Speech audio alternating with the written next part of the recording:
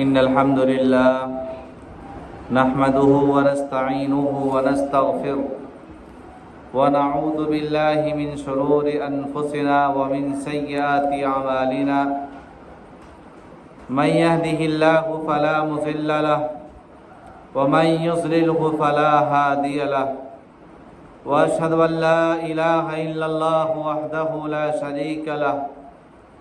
وأشهد أن محمدًا عبده ورسوله أما بعد فأعوذ بالله من الشيطان الرجيم بسم الله الرحمن الرحيم أولم نعمركم ما يتذكر فيه من تذكر وجاءكم النذير۔ تمام قسم کی تعریف توصیف بڑائی و بزرگی کبریائی اس وحدہ لا شریک خالق کائنات مالک ارض و سماوات کے لائق و زیبا ہے، جو ہمارا خالق مالک مربی اور پالنہار ہے۔ بعدہ درود و سلام ہو تمام انبیاء کرام علیہم الصلاۃ والسلام پر، خصوصاً ہمارے نبی جناب محمد رسول اللہ صلی اللہ علیہ وسلم پر۔ اللہم صلی علی محمد وعلی آل محمد کما صلیت علی ابراہیم وعلی آل ابراہیم انک حمید مجید وبارک وسلم تسلیما کثیرا کثیرا۔ محترم سامعات اور پردہ نشین میری ماں اور بہنیں، آپ حضرات کے سامنے ایک مستقل موضوع میں لے کر کے حاضر ہوا تھا، جس میں تقریباً آپ لوگوں کے سامنے موت ایک اٹل حقیقت ہے اور ہر آدمی کو اس سے دوچار ہونا ہے۔ پھر آپ کے سامنے میں نے موت کی سختیاں، موت سے اس قدر غفلت کیوں اور اچھے اور برے کے درمیان موت میں کیا فرق ہوتا ہے، یہ تمام چیزیں آپ کے سامنے رکھنے کی کوشش کی تھی۔ اب اس موضوع کے ایک آخری کڑی جو آج کے اس درس میں آپ کے سامنے پیش کرنا ہے، وہ یہ ہے کہ دار و مدار خاتمہ بالخیر پر ہوتا ہے۔ موت کے متعلق چند گزارشات تفصیل سے عرض کی ہیں۔ ان گزارشات کی روشنی میں ہم پر لازم ہے کہ ہم ہر لحظہ ہر وقت موت کے لیے تیار رہیں اور موت سے غافل نہ ہوں۔ اگر کوئی انسان اب تک موت سے غافل رہا اور اللہ رب العالمین کی نافرمانی کرتے کرتے اس نے زندگی کا بڑا حصہ گزار لیا، تو وہ فوراً توبہ کر لے اور صراط مستقیم جو صحیح راستہ ہے اس پر آ جائے۔ اللہ رب العالمین اس صورت میں معاف کرنے کے لیے تیار ہے اور اپنے بندوں پر رحم کرنے والا ہے، کیونکہ اللہ رب العالمین نے ارشاد فرمایا کہ اولم نعمرکم ما یتذکر فیہ من تذکر وجاءکم النذیر۔ سورہ فاطر آیت نمبر 37 ہے کہ کیا ہم نے تمہیں اتنی عمر نہ دی تھی جس میں کوئی نصیحت حاصل کرنا چاہتا تو حاصل کر لیتا، اور تمہارے پاس نذیر یعنی ڈرانے والا بھی آ چکا۔ میری ماں اور بہنیں، اس آیت کریمہ میں غور و فکر کریں تو اللہ رب العالمین نے ہم سبوں کو ایک اچھی خاصی عمر دی ہے۔ ہم میں سے بعض حضرات ایسے ہیں جو 25 اور 30 کے درمیان ہیں، تو بعض حضرات ایسے بھی ہیں جو 40 سے 50 کے درمیان ہے، اور بعض حضرات کو دیکھا جائے تو آپ کی عمر جو ہے 70 اور 80 کے بیچ میں یا اس سے بھی زائد ہو سکتے ہیں۔ تو اللہ رب العالمین نے ہمیں جو یہ وقفہ دیا، یہ اس لیے دیا تاکہ ہم اس میں نصیحت حاصل کریں، دوسرے لوگوں سے عبرت اور اس کا اثر حاصل کریں، اس کا ایفیکٹ اپنے زندگی کے اندر پیدا کریں۔ اور پھر آخر میں اس آیت کریمہ کے اندر کہا کہ ہم نے آپ لوگوں کے لیے ایک نذیر بھیجا، ایک ڈرانے والا بھیجا آپ کے پاس سے جو ہے آپ کو بتلانے کے لیے جو ہے بھیجا۔ تو نذیر جو لفظ آیا، بعض مفسرین نے اس کی تفسیر جو ہے مختلف مراد لیا۔ بعض لوگوں کا کہنا یہ ہے کہ نذیر سے مراد ہے قرآن کریم، کیونکہ قرآن کریم کو اگر ہم پڑھیں گے، قرآن کریم کو اپنے زندگی کے لیے اسوہ اور نمونہ بنائیں گے، قرآن کریم کی طرز زندگی کو اپنانے کی کوشش کریں گے، تو ہمارے سامنے ہر طرح کے واقعات ہمارے سامنے کھل کر کے آئیں گی۔ پہلے زمانے کے واقعات ہمارے سامنے آئیں گی، انبیاء علیہم السلام کے واقعات آئیں گے، اور ان قوموں کا تذکرہ بھی اللہ رب العالمین نے کیا ہے جن قوموں نے نافرمانی کی اپنی نبیوں کا، اپنے نبی اور اپنے انبیاء علیہم السلام کے نافرمانی کے بنا پر ان کا کیا حشر ہوا، ان کے ساتھ کیا کیا معاملہ پیش آیا۔ ان تمام چیزوں کا ذکر جو ہے قرآن کریم کے اندر موجود ہے۔ تو پہلی چیز تو یہ کہ قرآن کریم ہمیں ڈرانے کے لیے آیا، ہمیں نصیحت کرنے کے لیے آیا، اور ہمیں چاہیے کہ ہم اس کے ذریعے سے اپنے زندگی کو سدھاریں۔ آج ہمارے گھروں میں خیر و برکت نہیں، اس کا سبب ایک یہ بھی ہے کہ ہم نے قرآن کریم کی تلاوت چھوڑ دیا۔ پہلے زمانے کے لوگ صبح اٹھتے تھے تو سب سے پہلے اپنے جو ہے واجبات اور اپنے نماز اور دیگر چیزوں سے فارغ ہوتے تھے تو تلاوت کلام اللہ کیا کرتے تھے، لیکن آج ہم لوگ جو ہے اٹھ سٹ کر کے یہی کام رہ گیا ہے کہ چلو وہیں موبائل اٹھائیں اور وہیں چیزیں دیکھنا شروع کر دیتے ہیں۔ ہمیں یہ توفیق نہیں ہوتی کہ ہم لوگ جو ہے قرآن کریم کا تلاوت کریں، قرآن کریم کو تھوڑا بہت ترجمہ کے ساتھ پڑھیں تاکہ اس کے معنی اور مفہوم کو سمجھیں۔ آج ضرورت ہے، پہلے لوگ صبح کا چکر لگاتے تھے تو ہر گھروں سے ماں اور بہنیں کی پڑھنے کی قرآن کریم کی آیتیں سنائی دیتی تھی، لیکن آج یہ چیزیں کیا ہے ختم ہو گئی، جس کا نتیجہ یہ نکلا کہ ہم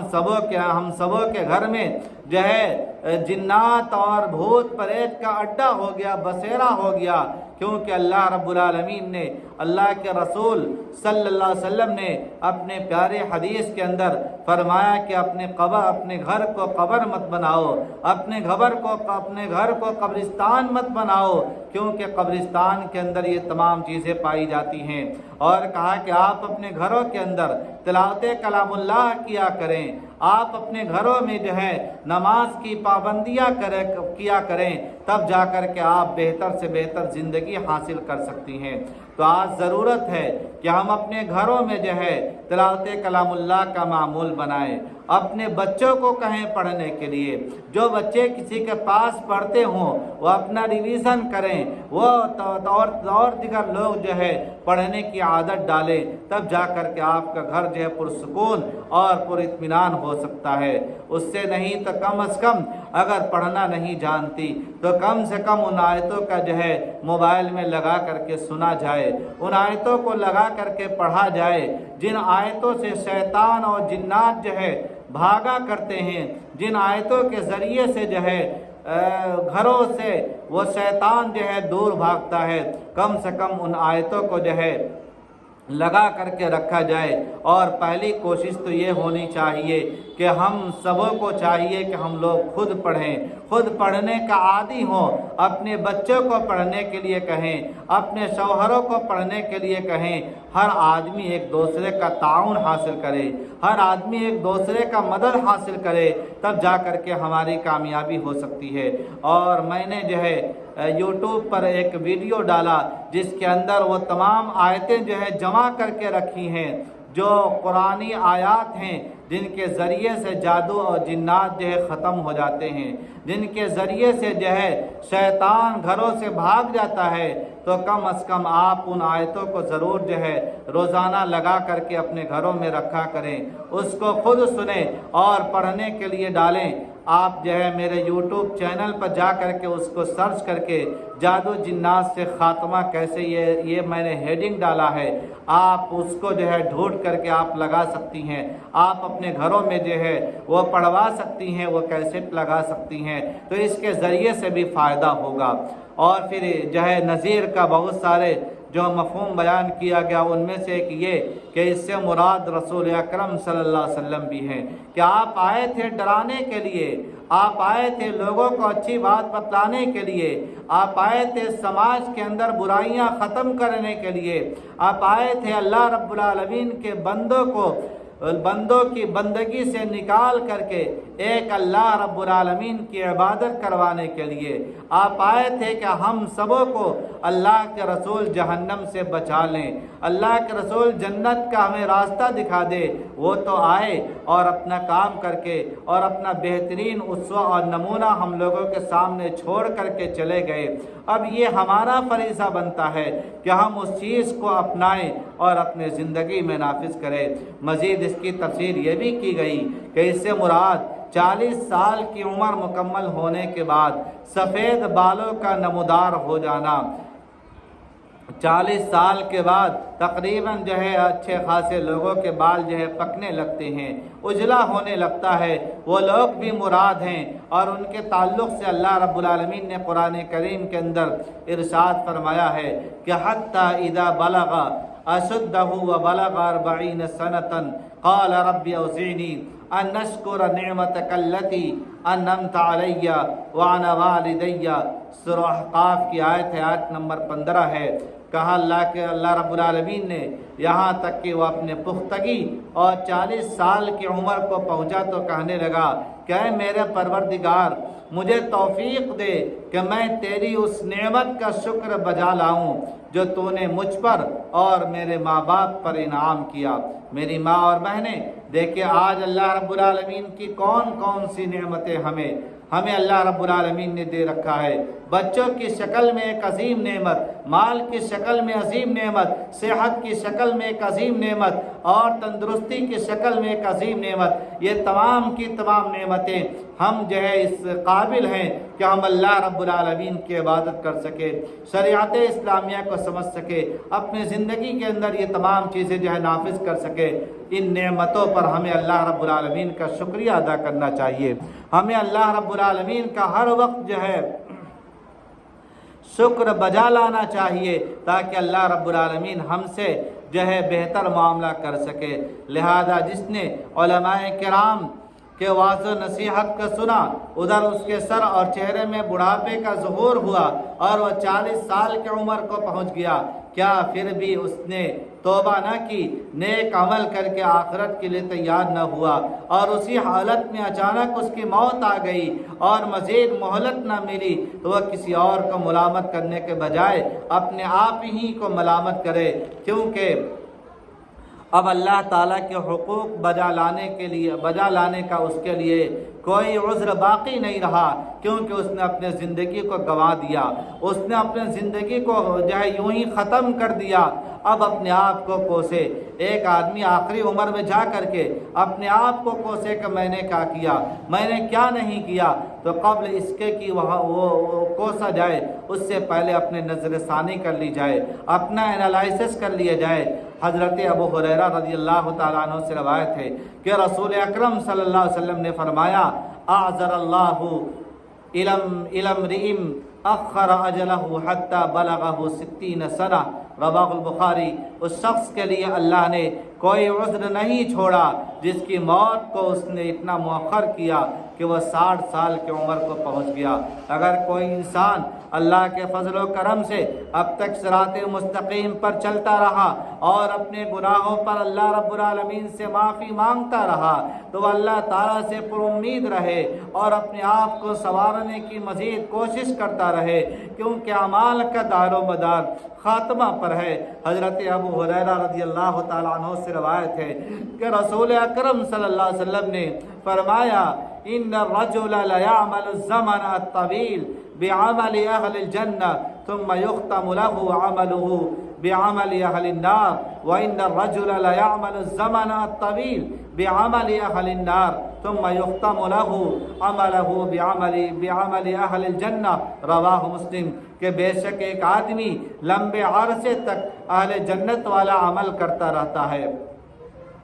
پھر اس کا خاتمہ جہنمیوں کے کسی عمل پر ہو جاتا، اور ایک آدمی لمبے عرصے تک جہنم والوں کا عمل کرتا رہتا ہے، پھر اس کا خاتمہ اہل جنت کے کسی عمل پر ہو جاتا ہے۔ تو کسی کو پتہ نہیں کہ ہماری زندگی تو پوری یوں ہی تباہی و بربادی میں گزری، لیکن اللہ رب العالمین کو ایک لحظہ اور ایک وقت اور ایک عمل ہمارا ایسا بھا جائے جو اللہ رب العالمین کو پیارا ہو جائے، جو اللہ رب العالمین کو پیارا لگنے لگے، اور اسی سے ہماری جو ہے مغفرت جو ہو جائے۔ تو کسی کو، کسی انسان کو جو ہے کسی کے عمل پر جو ہے کوسنا نہیں چاہیے۔ آپ جو ہے اس کی کون سی ادا اللہ رب العالمین کو بھا جائے، ہم میں سے کسی کو پتہ نہیں۔ اسی طرح ایک روایت پیش کی گئی ہے، راوی ہیں سہل بن سعد الساعدی رضی اللہ تعالیٰ عنہ، کہ رسول اکرم صلی اللہ علیہ وسلم اور مشرکین میں کیا ہوا، جنگ ہوتا ہے، آمنا سامنا ہوتا ہے، دونوں فوجوں میں شدید لڑائی ہوئی۔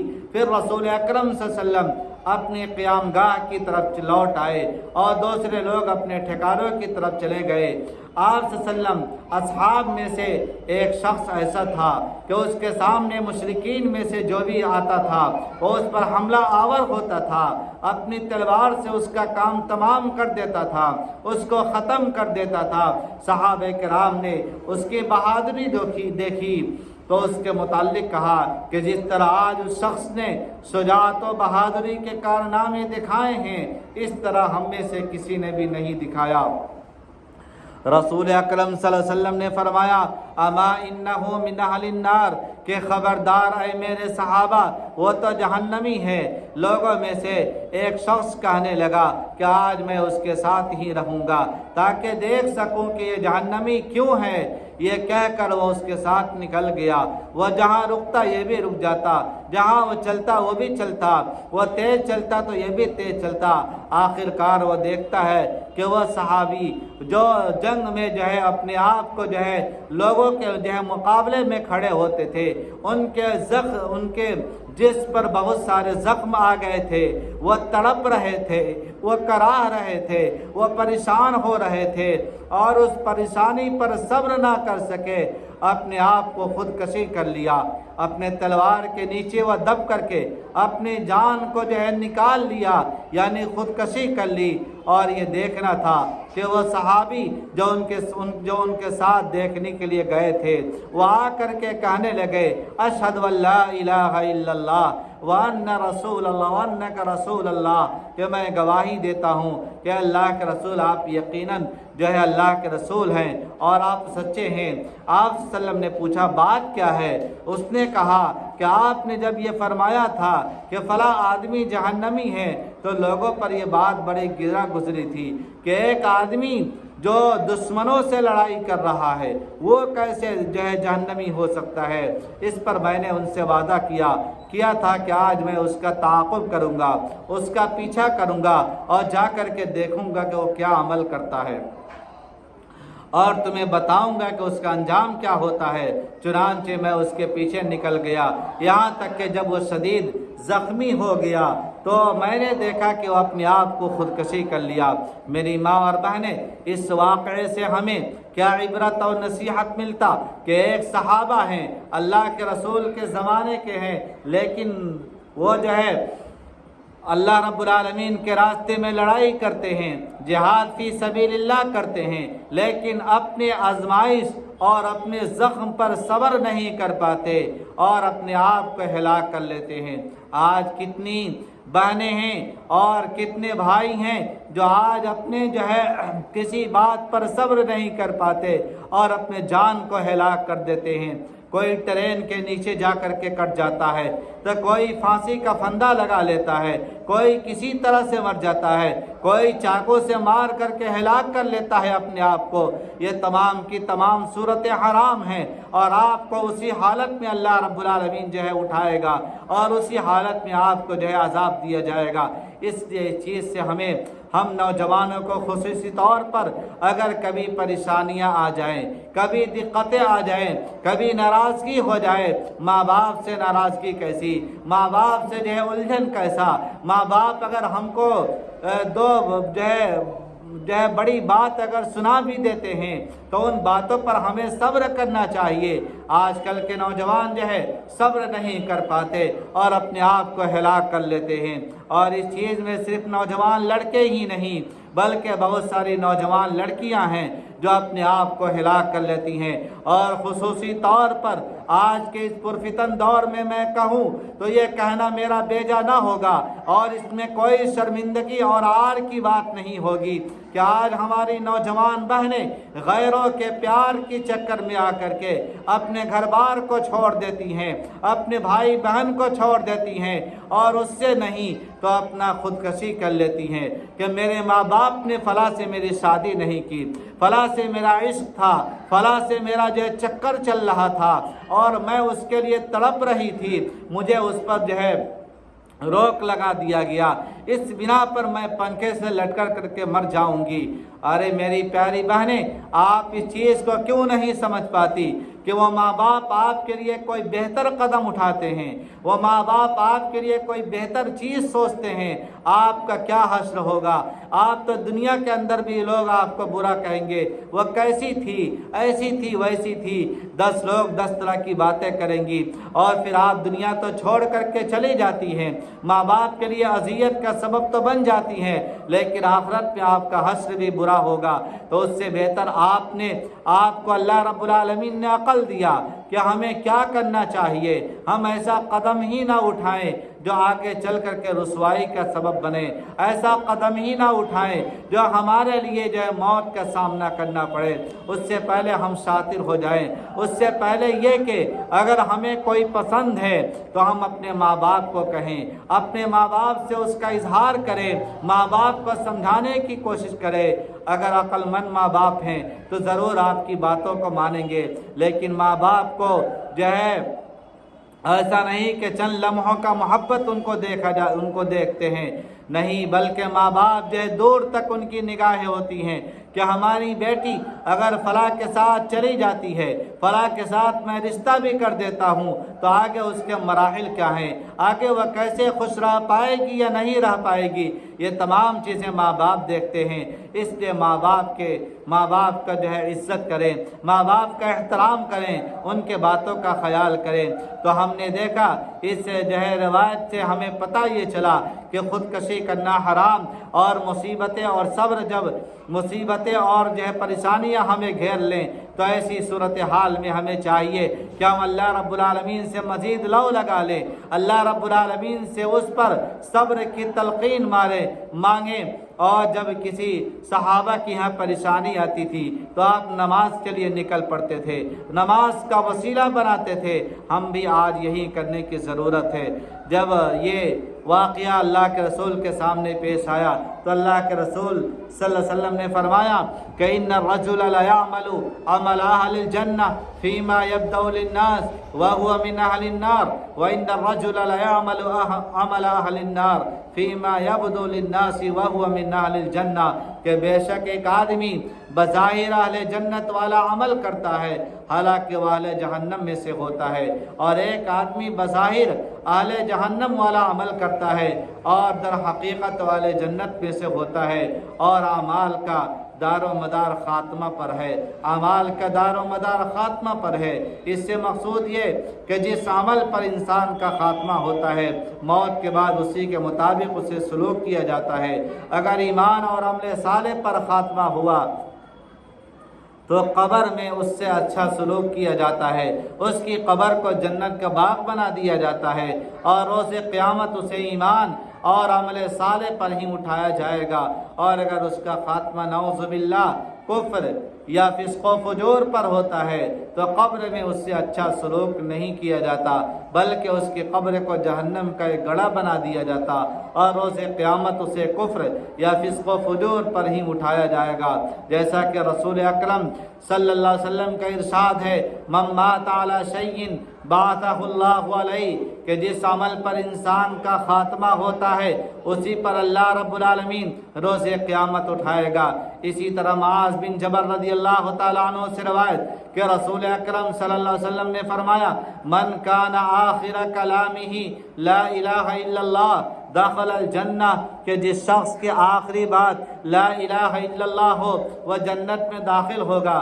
حضرت حذیفہ بن یمان رضی اللہ تعالیٰ عنہ سے روایت کہ رسول اکرم صلی اللہ علیہ وسلم نے ارشاد فرمایا من قال لا الہ الا اللہ ابتغاء وجہ اللہ ختم له بها دخل الجنہ ومن صام یوما ابتغاء وجہ اللہ ختم له بها دخل الجنہ ومن تصدق بصدقۃ ابتغاء وجہ اللہ ختم له بها دخل الجنہ۔ جس شخص نے محض اللہ رب العالمین کو راضی کرنے کے لیے لا الہ الا اللہ کہا اور اسی پر اس کا خاتمہ ہو گیا تو وہ جنت میں داخل ہوگا، اور جس شخص نے صرف اللہ تعالیٰ کی رضا کی خاطر ایک دن کا روزہ رکھا اور اسی پر اس کا خاتمہ ہو گیا تو وہ بھی جنت میں داخل ہوگا، اور جس شخص نے صرف اللہ رب العالمین کی رضا کی خاطر صدقہ کیا اور اسی پر اس کا خاتمہ ہو گیا تو وہ بھی جنت میں داخل ہوگا۔ یہی وجہ ہے کہ پیارے رسول صلی اللہ علیہ وسلم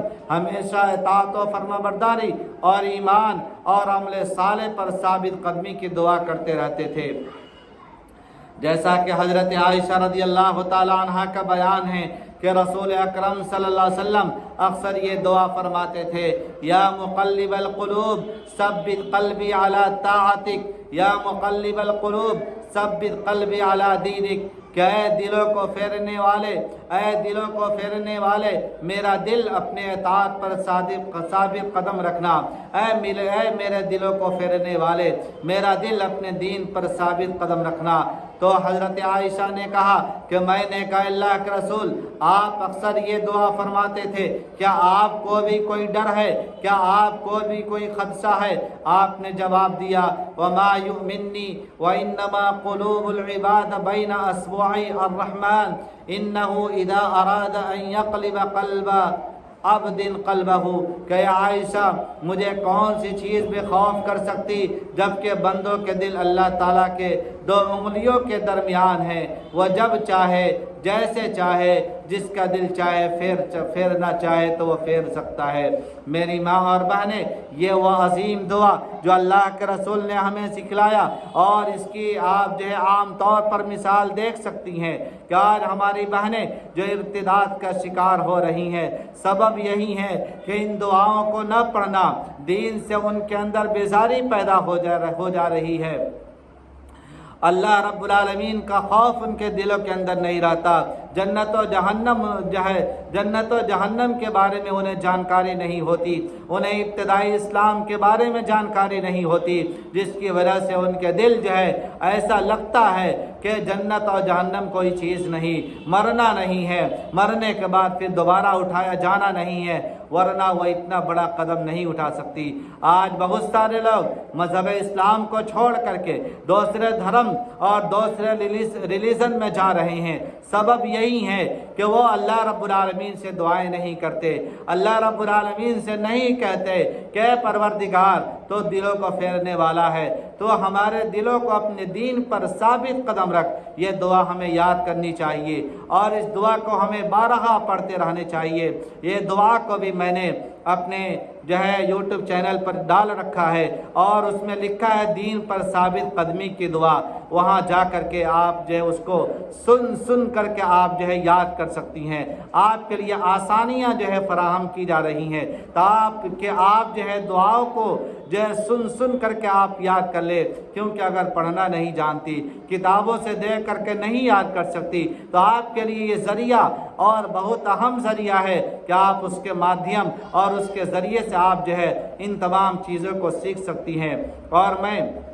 جو ہے میری کوشش یہ ہے کہ میں جو ہے دین اسلام کی بنیادی باتیں، خصوصی طور پر بچوں کے لیے بھی دین کی باتیں اپنے انداز میں کیا ہے بالکل سوالیہ انداز میں رکھنے کی کوشش کی ہے، اور یہ سلسلہ میرا جاری ہے۔ اس لیے میں گزارش کروں گا آپ تمام لوگوں سے کہ آپ جو ہے ضرور جو ہے میرے یوٹیوب چینل پر پہنچ کر کے جو ہے سبسکرائب بھی کریں، اور پھر جو ہے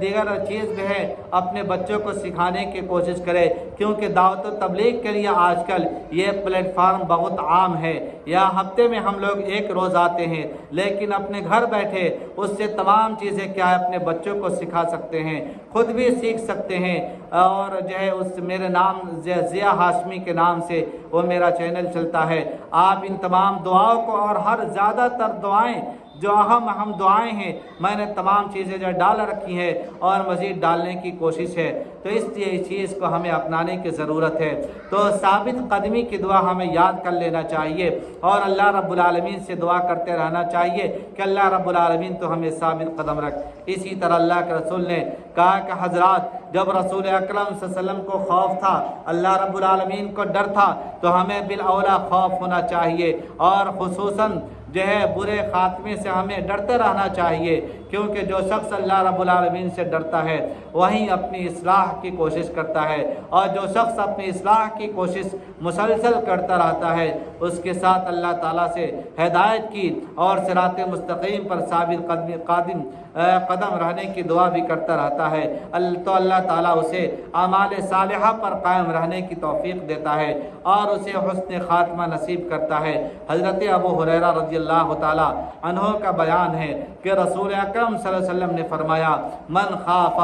ادلج ومن ادلج بلغ المنزل الا ان سلعۃ اللہ غالیۃ الا ان سلعۃ اللہ الجنہ، کہ جس شخص کو خوف ہوتا ہے وہ رات بھر چلتا رہتا ہے، اور جو آدمی رات بھر چلتا رہتا ہے وہ منزل پر پہنچ جاتا ہے، خبردار اللہ رب العالمین کا سودا مہنگا ہے اور اللہ تعالیٰ کا سودا کیا ہے؟ جنت ہے۔